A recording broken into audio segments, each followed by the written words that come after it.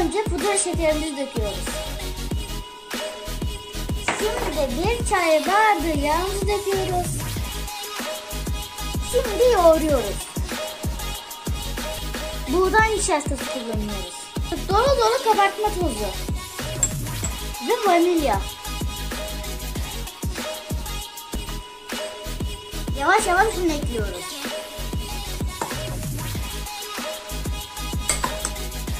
Hamurumuz oldu.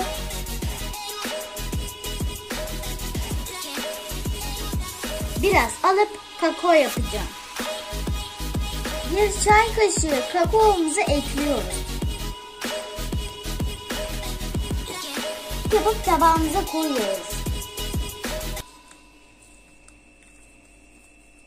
Şimdi de koyuyoruz tabağımıza. Yuvarlayıp buraya koyup renklendiricimi döküyorum. Hamurlarımızı dolaptan çıkardık. Şimdi şekillendireceğiz. İlk önce beyazla başlıyoruz. Böyle ortadan ikiye böyle yuvarlak yapıyoruz. Ve böyle açıyoruz. Onu biraz açıyoruz. Açmamız bitti. Kakaonun yarısını alıp güzel bir yuvarlak yapıp içine koyuyoruz. Şimdi hamurumuz hazır. Beyazın içine yerleştiriyoruz. İki ucunu da birleştiriyoruz. Kapadım, çeviriyorum. Ve şimdi de kesiyorum. Çatalla şekil veriyoruz.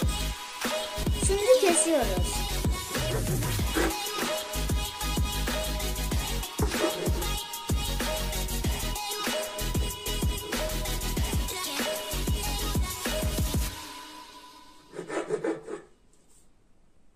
Ve rüle. Şimdi kestik, yerine koyuyoruz.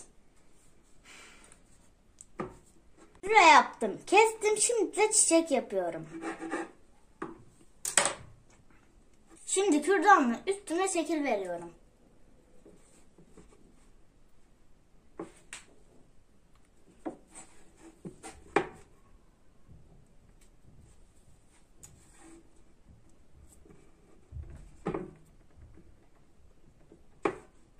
Hamurlarımızın üstüne şekil olarak çikolata koyuyoruz. Kurabiyelerimiz pişti ve şimdi çıkartıyoruz.